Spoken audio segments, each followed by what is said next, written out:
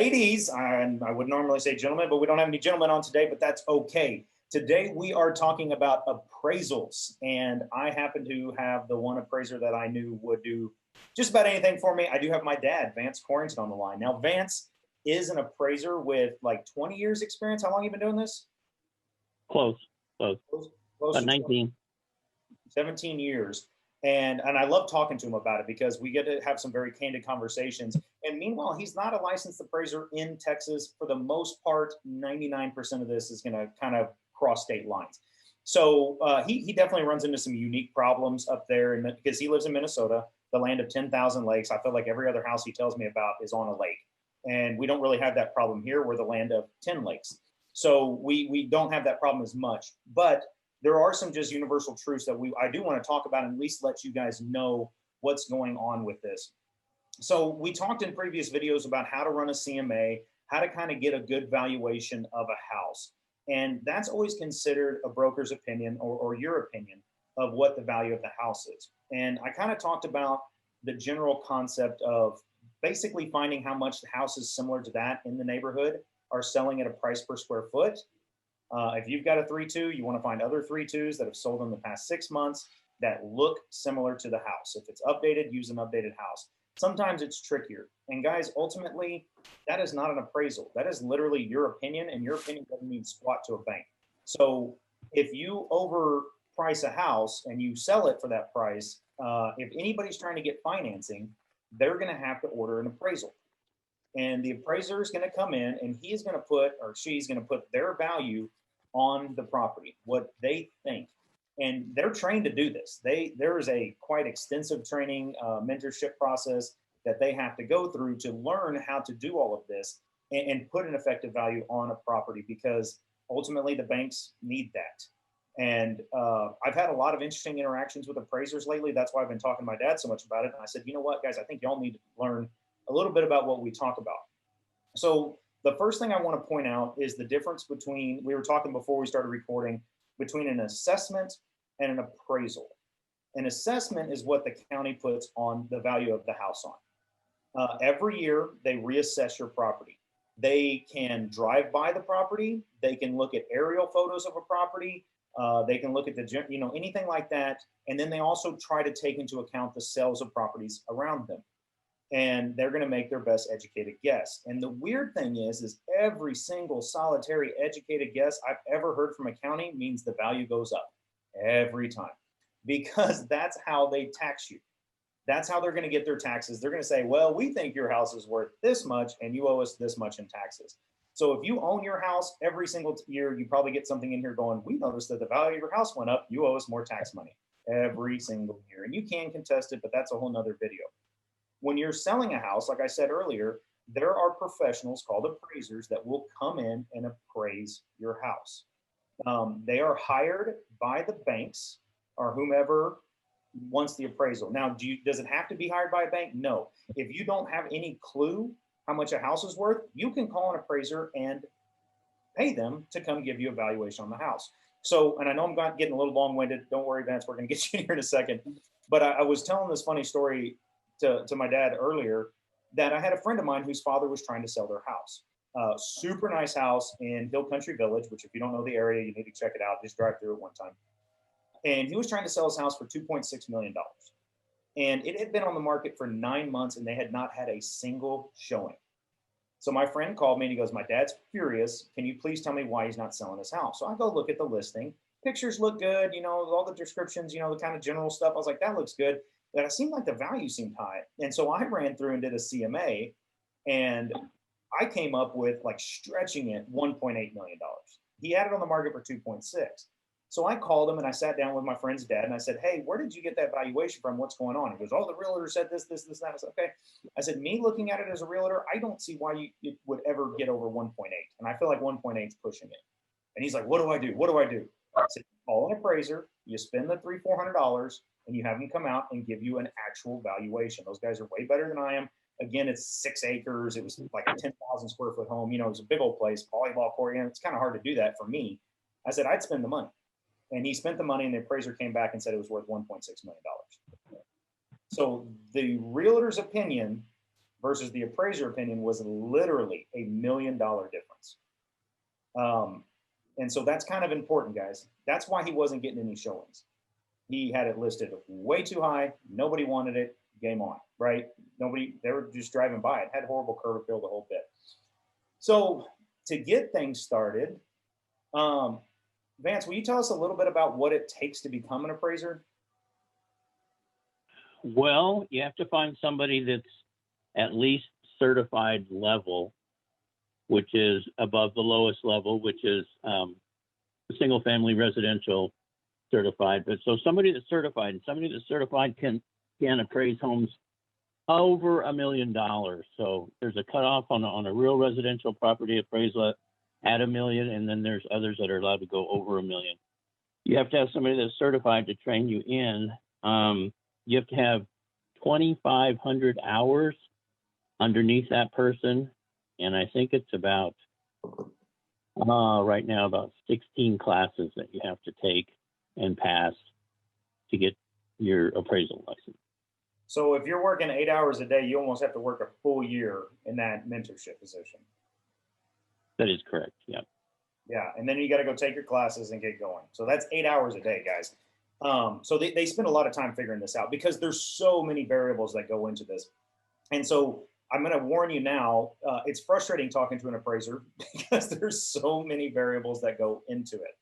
So Vance, tell us a little bit about like what I just mentioned earlier about how I kind of initially go about valuing a house and what steps you would take to dial it in a little bit tighter.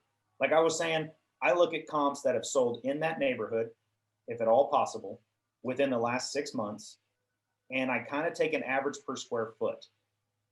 Then I kind of judge the condition based on the other houses and the condition, depending on where I want to be in that range. So if the houses are selling between $150 and $175 a square foot, I'm going to go look at the house and say, does it have fresh paint? Does it have good countertops, good cabinets, good, you know, all that stuff is just nice, neat. Then I'm going to start leaning more towards that 175 versus the 150. So, I mean, what else would you tell realtors to take into consideration when they're valuing a house for the first time? You know, I do a lot of things. I do estate sales, a lot of things, different products that we do as appraisers. But, you know, mainly we work for banks, and Colin's got a good feel for it at the beginning. You want to use homes that are as in close proximity to the one you're working on as possible, and as similar in age, condition, quality of construction, square footage, you know, of course, bedroom counts, all those things matter. Banks now when we're doing an appraisal for a bank, they want us to take all those items that I just mentioned and do what's called bracketing it. So if your house is 10 years old that you're trying to figure out the value on, they want you to have a house in that neighborhood with similar square footage that's 8 years old, and they want you to have one that's 12 years old. They want you to bracket that 10-year-old number of the subject that you're working on. And it's pretty much that way with all the other most important major characteristics, such as the condition and the quality of construction. They actually want you to bracket all that information, if possible, with as close as you can get to the house that you're working on, everything in the neighborhood. Right. So guys, I mean, like you said, find if your house was built in 1990, find something 85 to 95, right? Get as close as you can to whatever you possibly can. Now, and like I'm looking at Joey right now. Joey is up in the hill country. Sometimes there's not a house for a mile away, right? Sometimes you're dealing, if you've ever been out to Canyon Lake, you could have a $2 million home next to a trailer. It's very, very common out there. Guys, try and find, like, again, stay as close as you can. Yeah, I'd love to tell you I want it next door. Probably not going to happen all the time, but, you know, you can reach out as you go further and further along. If it gets too difficult, always call for help. Call myself, call Eric, call Ryan, and get one of us to kind of help you get some eyes on it. And if it's too difficult, we might even tell you the same thing I told my friend's dad. Just call it in, man. Pay the money and just get it done so you know it's right, so we can get the right idea. I do have one question that I kind of know the answer to, but I would really like to get you, and I've never asked you this one before.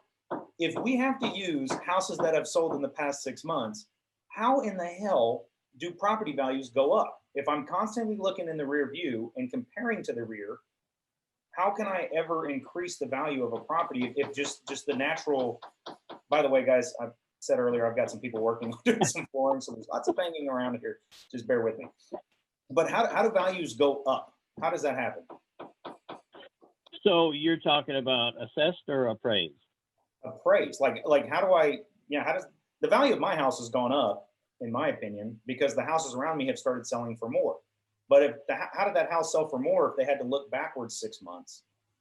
Well, it's kind of a call thing. You know, a lot of it is your gut instinct. Of course, this is our opinion appraised value.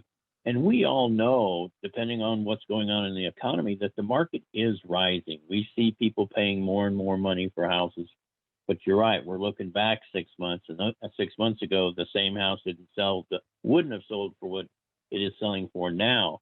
But we kind of take that into consideration. If we've got a well-informed buyer and a well-informed seller, that prices go up. And so we kind of, look for a little bit better house. That's where the bracketing part comes in. We do a house with a little bit more square footage or maybe a little bit better condition, and kind of use that to bracket the lower end of houses that's a little bit less, which will kind of give us an ability to slowly move the value up. Is it true? I heard this at one point that if there are, let's say I listed the house for 180 and all my comps are 160, just dead on comps, right? But I listed it for 180 and I got multiple offers at $180,000. Is that something that you take into consideration if I say, hey, Mr. Appraiser, I know this seems high, but I had 6 other people ready to buy this house for 180. Is that what, there's a term for that, I think, if I'm not mistaken. That tells us about the market, and what that we do take it into consideration. And everything we do is about market valuation. So that's part of what's going on in the market, because what you're mentioning is something that has happened here in the last year. I would say house prices here in the last year have gone up 15 to 20%. And we just have to keep doing what I said, kind of bracketing things and moving things forward. But absolutely, we do take that into consideration. Okay. So guys, so that's tip number one, right? If you get multiple offers at your price, or let's say you listed it at 170 and you kept getting offers at 180 and you accepted an offer at 180, you need to make sure that you talk to the appraiser. And if you're the listing agent, by the way, guys, if you are the listing agent, you're obviously going to have access to that data. Okay. Now, the buyer is the one who has to get the appraisal.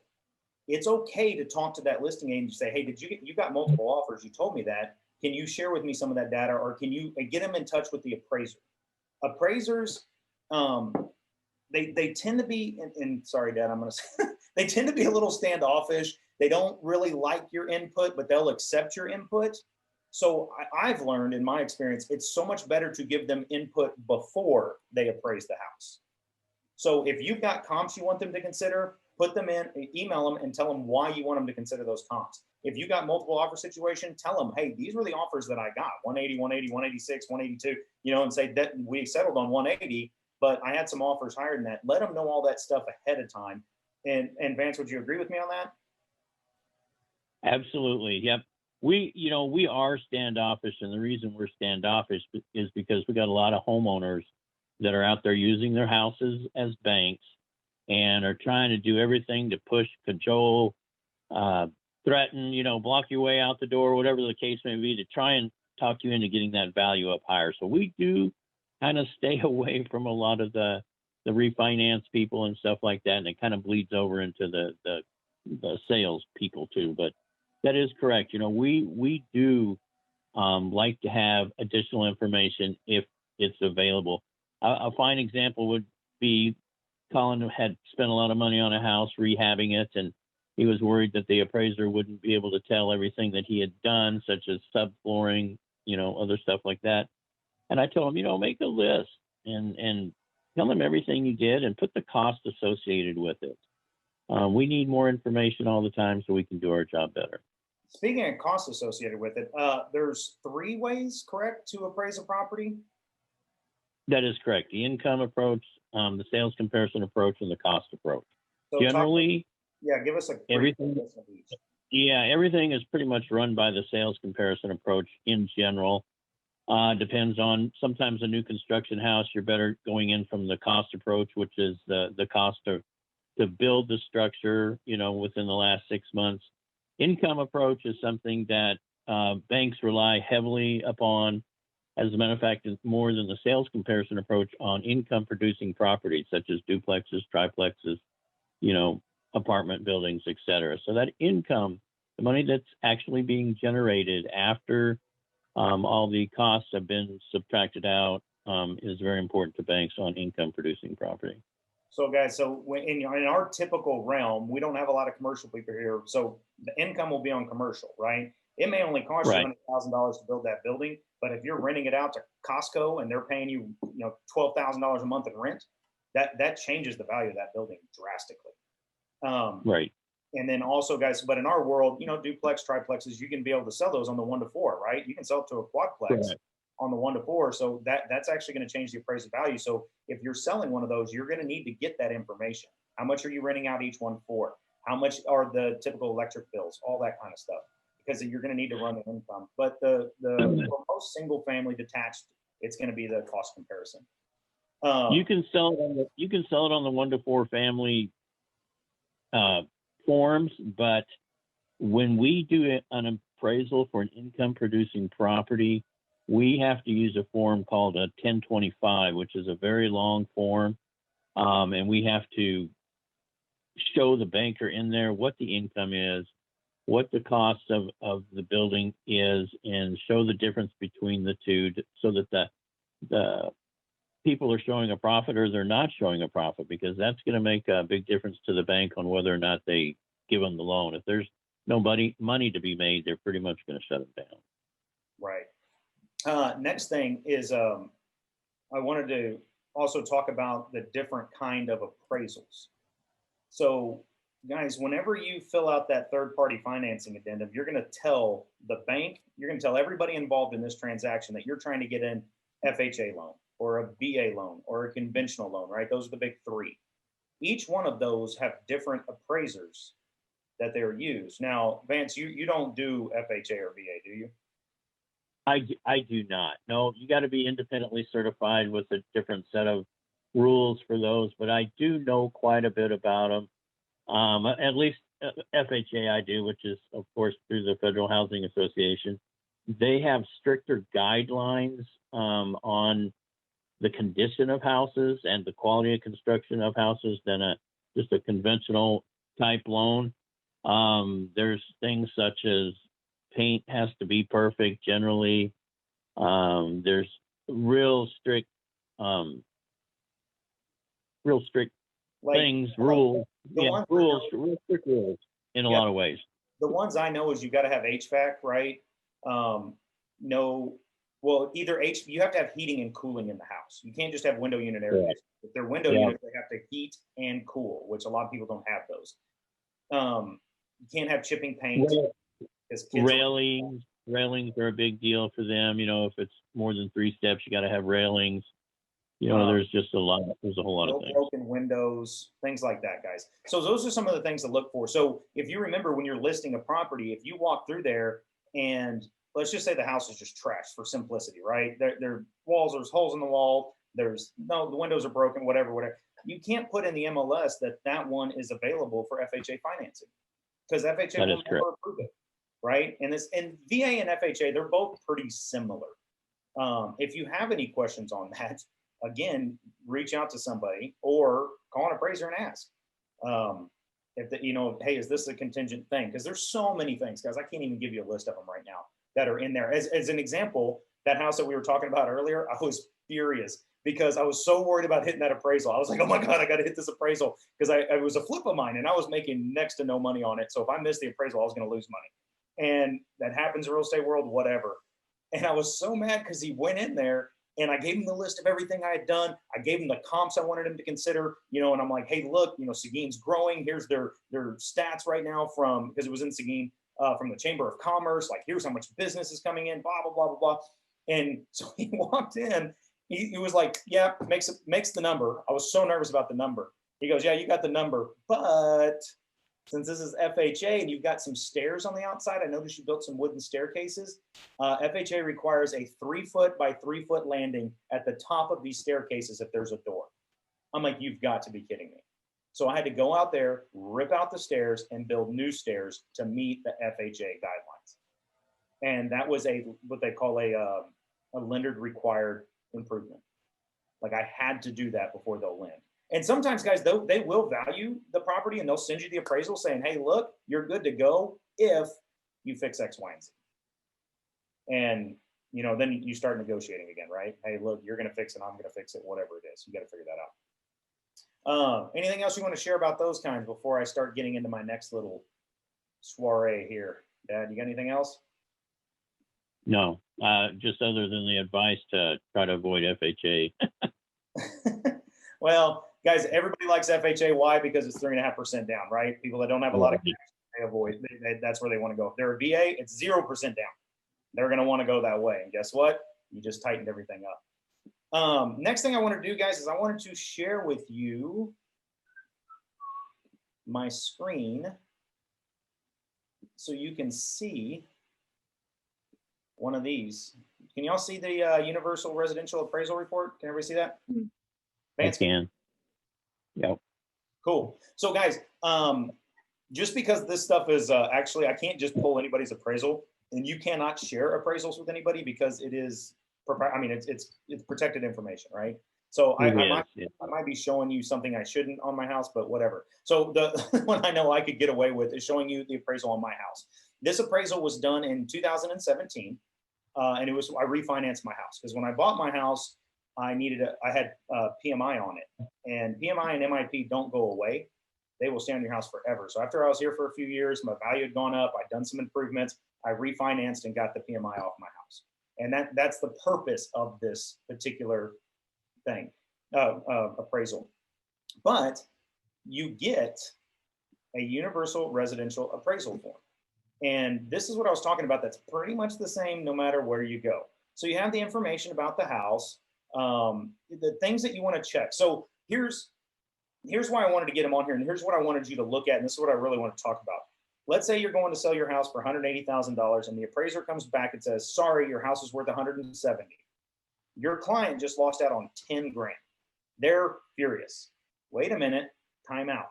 You need to find this form and look at it and make sure it's as accurate as possible and find the things that you can go through here and talk about. And I'm going to read through this and I'm going to ask the expert here on the different things that we go. First of all, make sure everything is correct, that he did do the right lot and block, make sure all of that is the correct thing. He's got the taxes in here and what year they came from, map reference ID, census tract. None of that's really important. Just make sure it's correct. Who ordered it, right? Who lives there? Make sure all this is correct. It's pretty simple. If y'all remember, guys, fee simple is what everybody wants to have. That means that I own the house. There's nobody else in here, and that should be the way it is on those.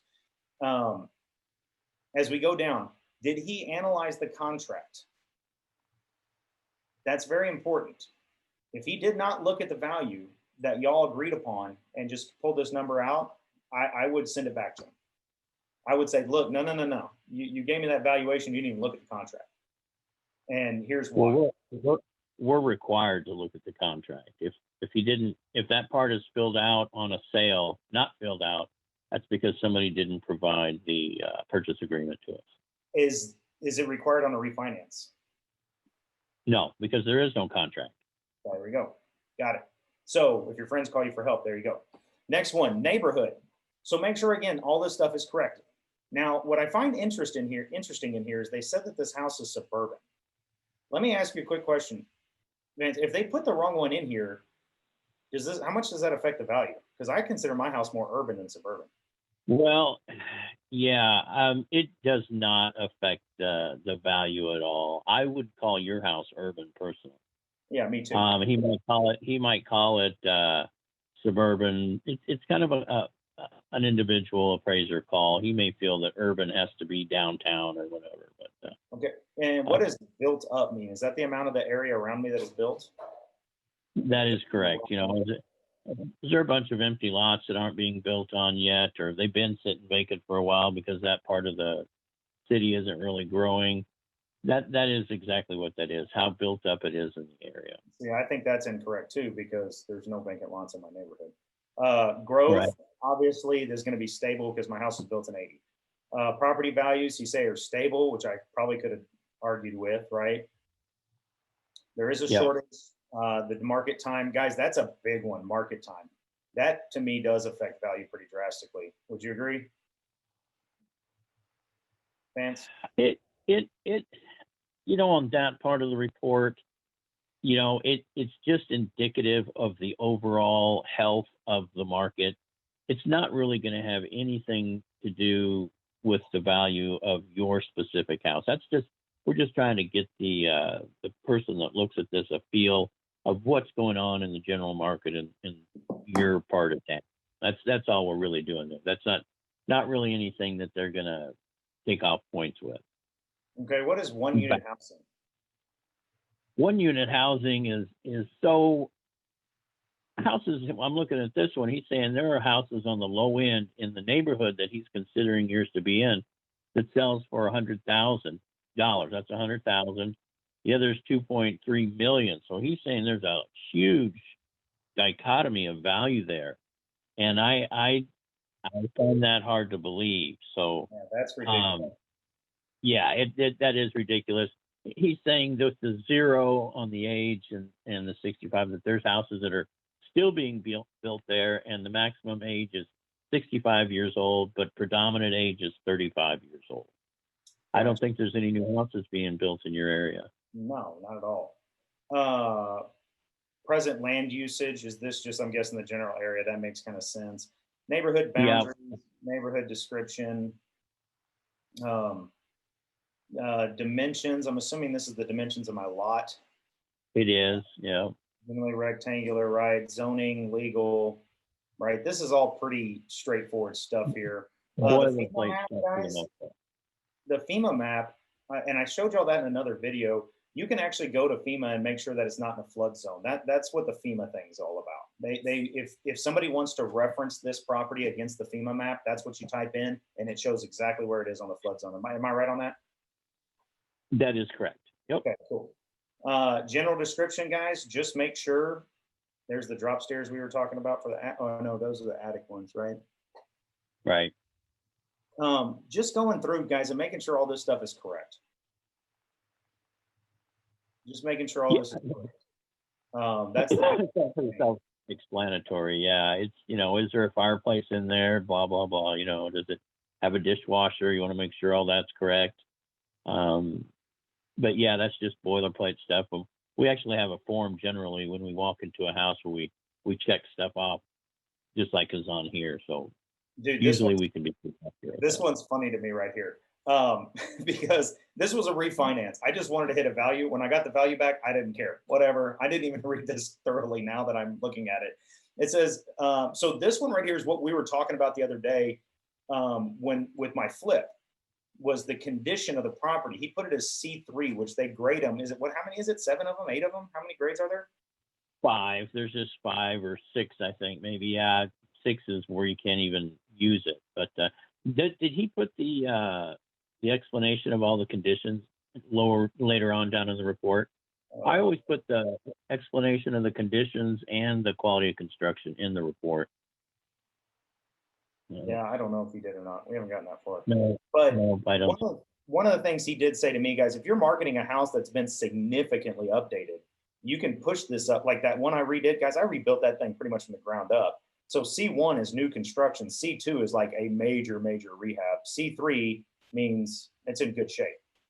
Now, he says no updates in the prior 15 years, which is a joke because I'd done a ton of remodeling on that at that point. You know what that generally refers to, Colin, is the bathroom and the kitchens. There's a drop down there. So if it's been updated in the last 15 years, was it the kitchen and bathroom, or was it just the bathrooms? That's what he's saying there, is that neither one of those had been updated in the last 15 years. And I'm trying to remember your house. I'm thinking, did you had new flooring in the bathroom maybe? And did you put some new pictures? I updated the bathrooms, the other 2 not yet. And then obviously the kitchen still needs, I mean, I had updated it, but mostly paint and cabinets and things like that, but not a true kitchen update. Yeah, So and that's what right there. next part right here, guys, is this is the comps. These are the comps. As you can see, there's one address. Here's the next address. Here's the next address. And this is the subject property, which is my house. And here's the comps. He used just 3 comps. How many can you use? You can use as many as you think you need to feel comfortable about getting to the right value on the house. You Gotcha. can use 10 if you want. I've seen a lot of appraisers use 5 and 6 and 7. You generally try to keep it down because you got 10 more appraisals to get out that day or something. So here's the ones that he used. Again, I didn't really look over this very closely, but guys, just look at it. I mean, this one sold for 403, 393, and 369, right? What was the price per square foot? That's what like I said, that's kind of where I start. Where did he get that information? From Sabor, right? Which is the MLS. Right. Verification sources, the CAD, the tax value is where he's probably verifying that when they say how many square footage is in here, he's pulling that from the CAD, he's pulling it from Sabor, but Sabor said we got it from the CAD. So they like to pass Right. that. This is actually really interesting because I've had appraisers that will go in and measure the house. I got screwed on a flip one time because the back porch was enclosed very, very shadily, like it was horrible. So I just knocked it all down and just turned it into a regular back porch. Well, he automatically deducted like 450 square feet from me because he went through and measured every room. Now, Vance, you tell me you don't like measuring the rooms. You know, we have a problem up here that you guys don't really have. We don't measure the rooms per se, but measuring the houses so that our square footage, underwriters go back and they will compare what you have for square footage on a comparable or on the subject to what is in the county records. And if they're different, they'll call you out on it and say, why is this different? And you better have an answer, or they can deep six your appraisal. But up here, we have a lot of problem with snow, and it's really difficult to accurately measure a house when there's, big heaps of snow everywhere. So quite often I do get my information from the county. The county goes out and measures houses during the summer here, and they're usually pretty darn good.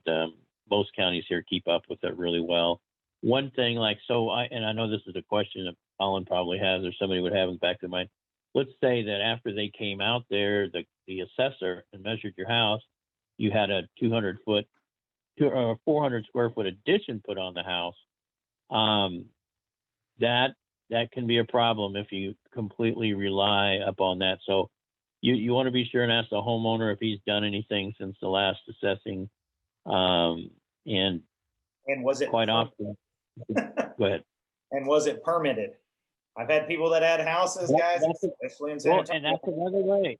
That's a very good question, because that's another way that the county raises your taxes, because they know you got square footage increases, and that leads to higher taxes. So that's part of the reason for permitting. Right. Also, so the next thing, guys, sales or financing, was it amortized? Here's what I think is really interesting. This was a conventional loan with $4,500 in seller concessions. Basically, it drops the value of the house by that $4,500. That's what they're looking at, right? Locations all the same. Are they all fee simple? The site, how big is the lot compared to my lot? The view, what are we looking at? The design, mine's a ranch style. I don't even know what these are. Contemporary ranch. What does this one mean? What is neo ecclesiastical? I don't know. I don't know what he's using there for. I don't know what he's talking about. What does TT2 mean? The other two are TT1. DT2 means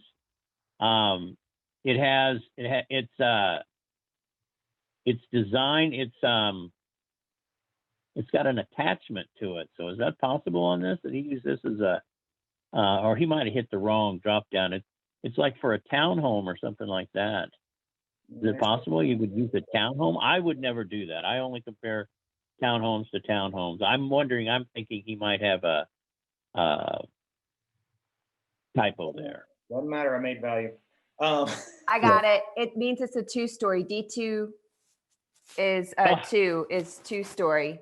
So the 1 represents a single story. The 2 represents a 2-story. You know what? You're absolutely correct on that. Yep. That's exactly right. I'm trying to pound through this thing. I thought you were over here on view. Can't really see what you're doing here, but I do see that. Yep, you're right. You're right. Paul, we got you. I'll zoom in some. There you go. There you go. One thing I was going to say I see over here on the sales or financing concessions where he has taken $4,500 off because there was $4,500 worth of concessions. I personally do not do that because I have a real estate license also, and I do know that a lot of times when they give $4,500 in concessions, that they're raising that price quite often by $4,500. Gotcha. So that's a good arguing point because that drops the value of this one, right? Yeah. So I'll show you what I'm talking about. So the site, residential, DT1, they put us all in quality 3, which is fine by me. Actual age, condition, C3. So there's quality and condition.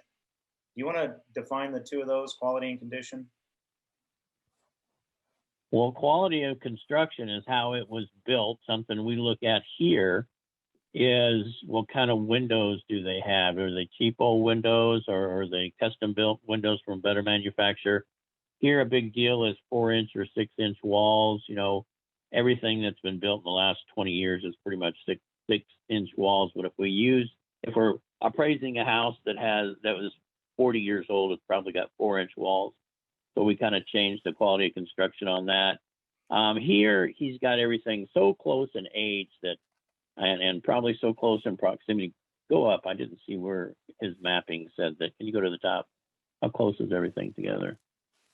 Everything is within a mile. So, you know, probably close to the same builders doing that kind of stuff.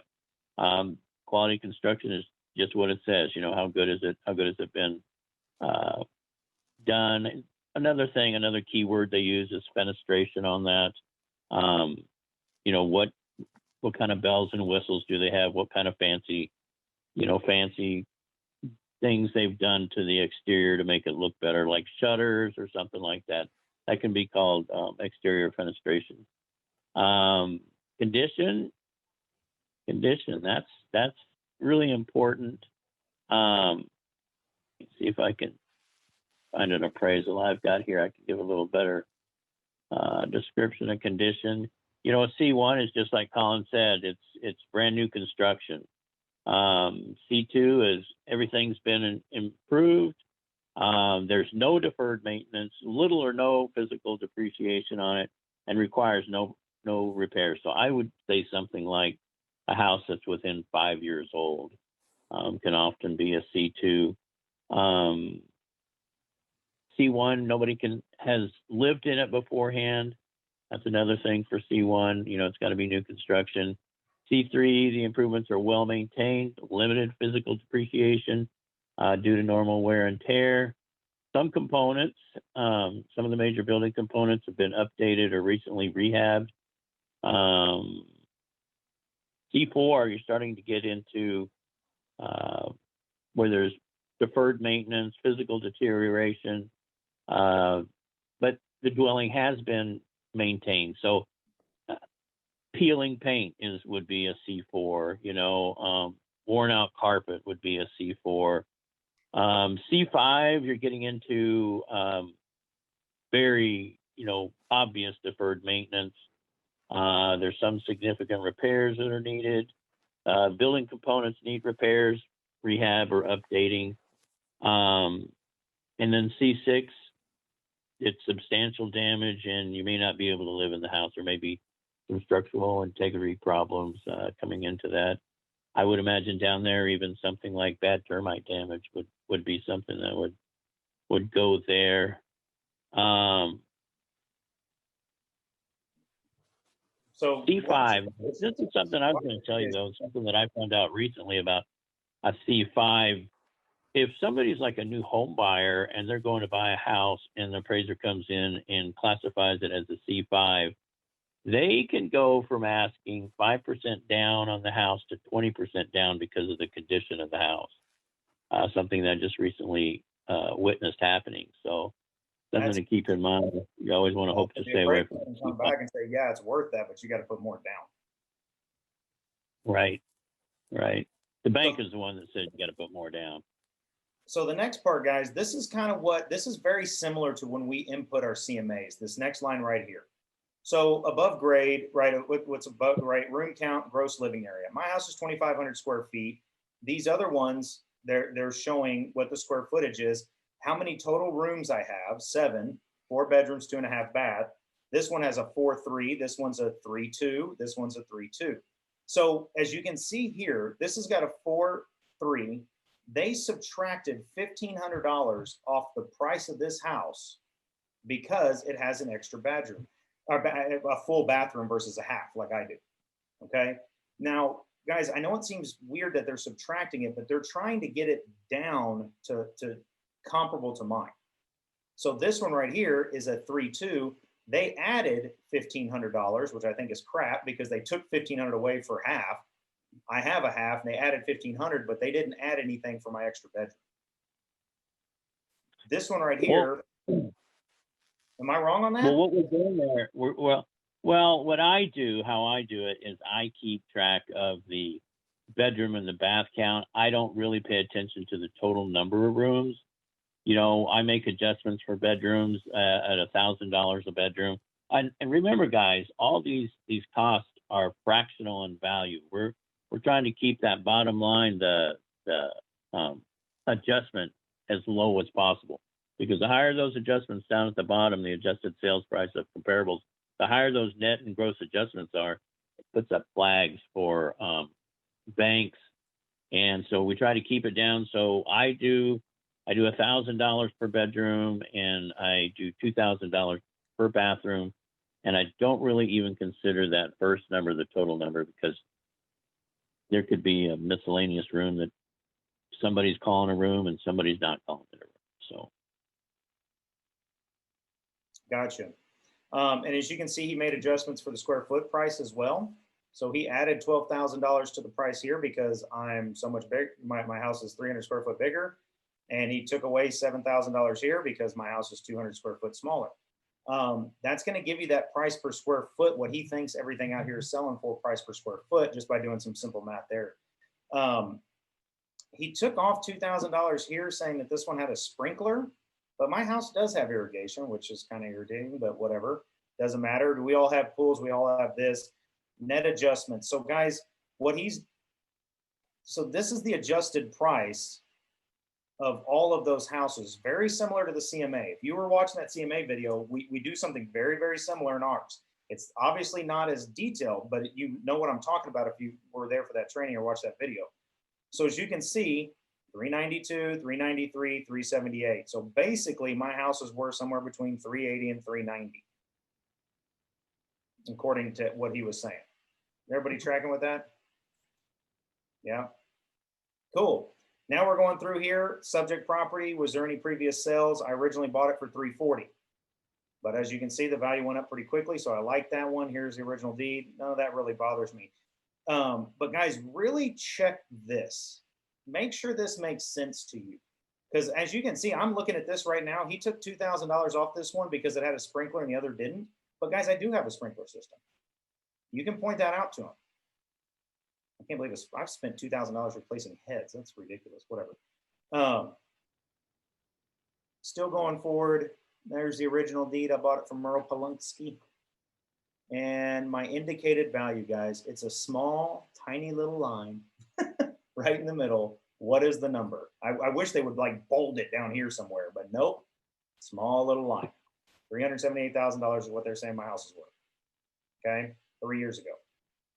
So I have a cover sheet that I put with mine that puts it out in numerical and spells it out. Yeah. It's usually like This a cover- couple of pages down from this one. Yeah, you can use it or not. It's optional. So he doesn't use it. I see that. Yeah, but there it is, guys. So if you're looking for it, it's not as easy to find as you think. So now you've learned that one.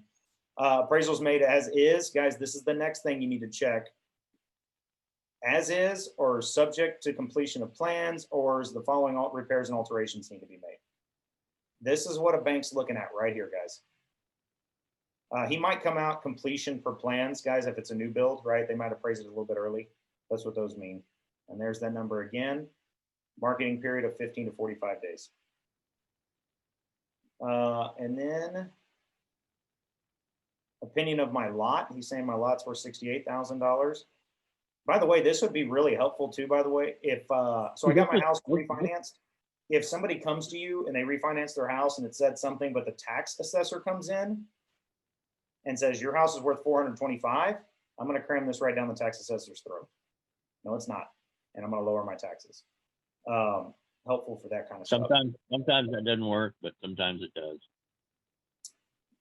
I, That right there that you're going past, that's the cost approach, which I use a book called Marshall and Swift Residential Cost Handbook, which kind of gives us the cost that it would be to build something in our area. That changes by area. Texas obviously would be a much different cost than northern Minnesota with our blizzards and whatnot. yeah. And in your opinion, is the cost approach typically higher or lower? Higher, because it's an amalgamation of a whole bunch of different costs from different sources. So it's always higher. I have banks that require we fill out this part, so I do fill that part out quite a bit. All right. And so the next part, guys, projected information for PUDs. I don't even know what a PUD is. What is a PUD? Planned use development. Yeah. Planned unit development. Yeah. Planned unit development. Yeah. Some people call them CICs, common interest communities, PUDs. They're basically someplace where you have shared amenities like green spaces, or up here we have, shared dock spaces and fish houses to clean your fish and stuff like that. Sometimes different people are in charge of it. The developer's in charge. Sometimes there's a homeowners association in charge, which is typically what happens once they sell all the lots. They change it from the developer being in charge to the homeowners association taking over. Gotcha. And then all the rest of this just looks like definitions. Is that correct? Who to call? Yeah, that's just boilerplate stuff. Yeah, kind of telling you where we're, what we're responsible for and what's going on here. So. Yeah, and there's how you get a hold of him. You want to call Rodney, explain to him all the ways we found that he screwed up. Oh, he did add some extra comps in here. So here's comp 4 and 5. Yeah. Same thing applies. So this one was in worse shape. Y'all see that? This one right here was in worse shape. So he added $10,000 to get to mine, which brought it to $370,000. Something that I don't see on here. We are up here at least often required to provide 2 active comparables that demonstrate the value that we come up with the market value with after adjustments and stuff. So we have to have 2 active listings. So we have to have a minimum of 3 sold comparables and a minimum of 2 active comparables that demonstrate the value of the house. So that can be a little bit tricky sometimes. This is a good little map, guys, to kind of help y'all consider comps. My neighborhood is kind of 3 different sections. There's this drag right here, and there's houses in here. There's houses in this middle loop, and kind of including this. And then there's houses on the other side of Walker Ranch over here. He pulled all of his comps from inside this middle loop, which all these houses are built very similarly. This was the first portion to be built in my neighborhood. This was the second portion, and this was the third. These homes over here are about 15 years newer than these. These homes over here are the ones that are selling for $2.3 million. Remember he said earlier there's no homes in here that sell for that because they're on a bluff that overlooks a golf course, and they're 5,000 square foot homes. So it's very, very different thing. So if I saw that he was pulling comps from over here, I'd raise Cain. I'd raise hell with him. Nope, those are not the same houses, different ages, different looks, different everything. Oh, and we also have this weird little enclave thing here too, but whatever. Supplemental addendum. What's a supplemental addendum? Well, it can be anything. He puts on there what he did, who the intended user is. You can kind of tell what it is. Aerial maps that he's talking about, where he got them from. It can be here. He's got utilities on my supplemental addendum. Sometimes I'll put those 13 different points that I use to value Lakeshore, which I had sent you via your phone, via text earlier. You could just put any additional information that you want the intended user to be aware of. So, market conditions, guys, addendum to the appraisal report. He talked about market conditions being stable in here. He's kind of quantifying that in this section. That's exactly what it is. Yeah, It's a computer program that goes in and qualifies, and the information. Yeah. And this is really hard, in my opinion, to even talk to him about, but I've never really seen anything wrong with that, unless you just happen to say that. See, I would actually say that the overall trend is increasing in my neighborhood. That would be my argument. Well, was it increasing in 2017? I mean, Absolutely. But I mean, if you look at it here, it looks like a lot of these were decreasing. Some of them were stable, but some of them were decreasing too. Can't quite read it, but yeah.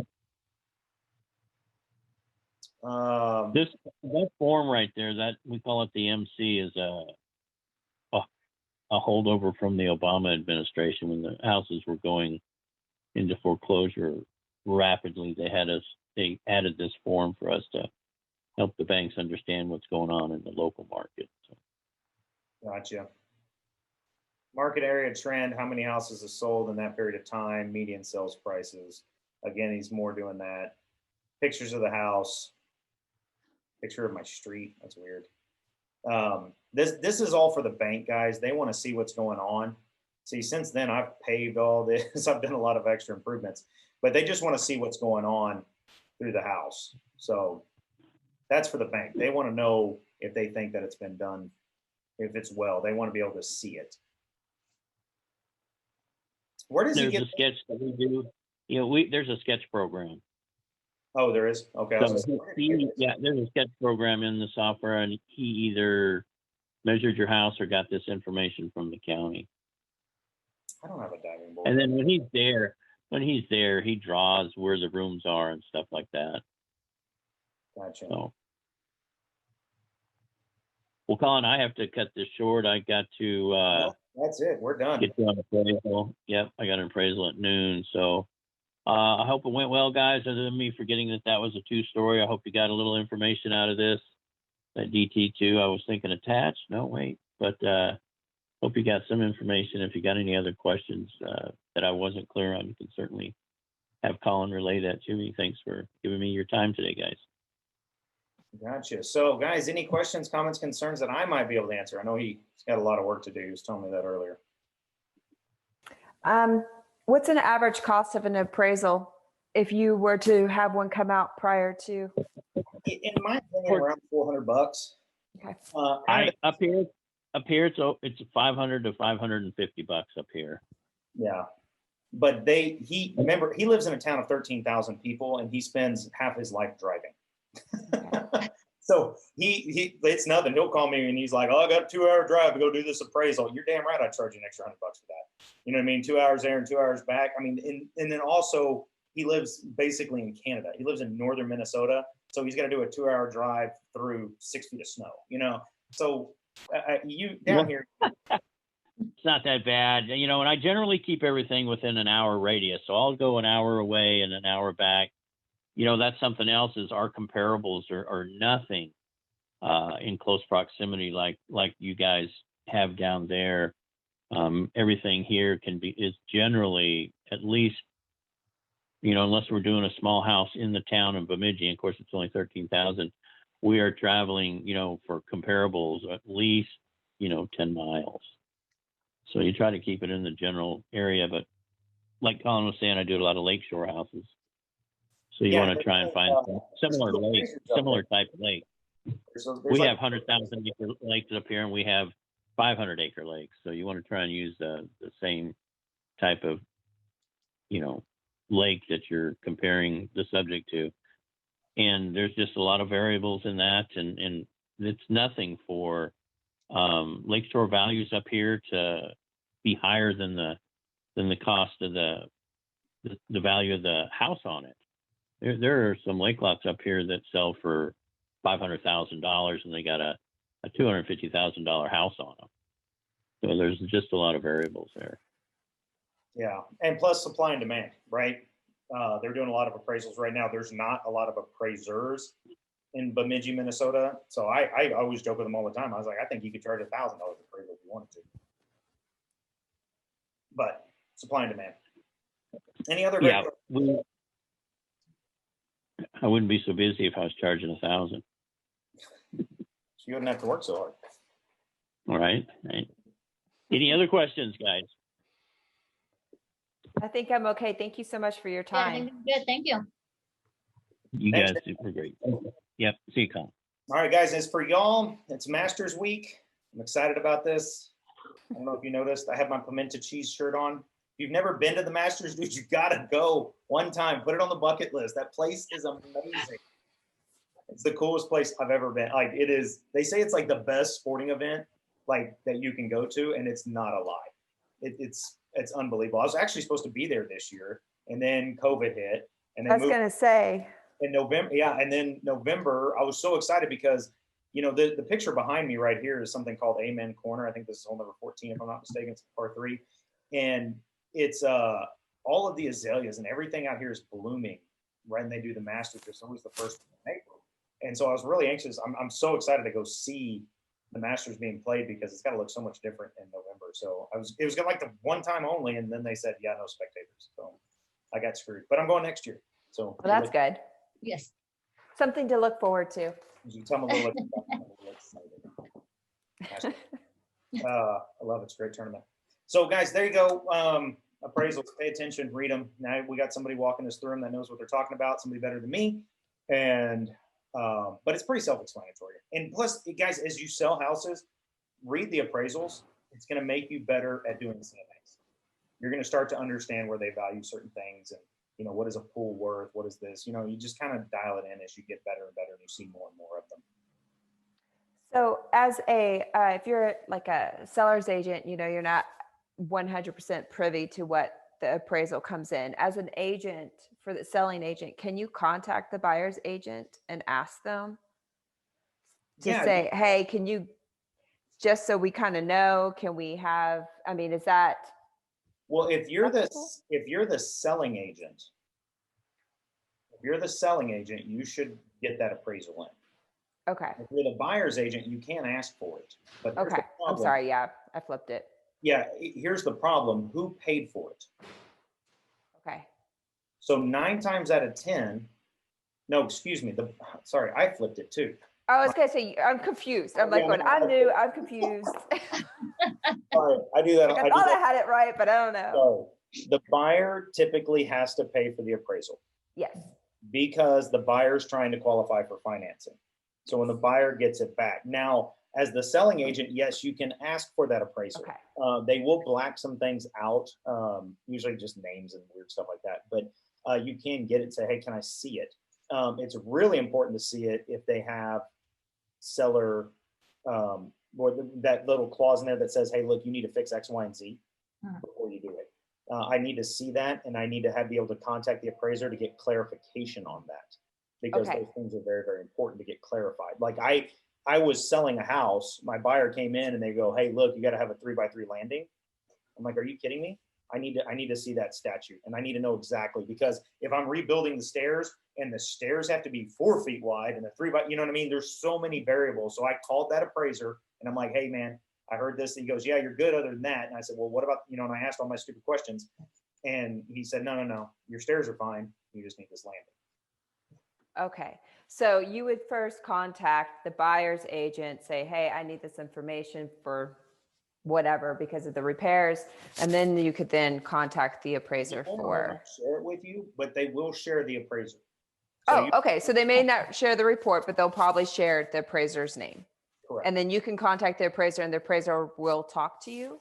Yeah. Oh yeah. They typically are. Like I'm saying, I'm glad my dad's off the call right now, because they're kind of assholes. Like they especially right now.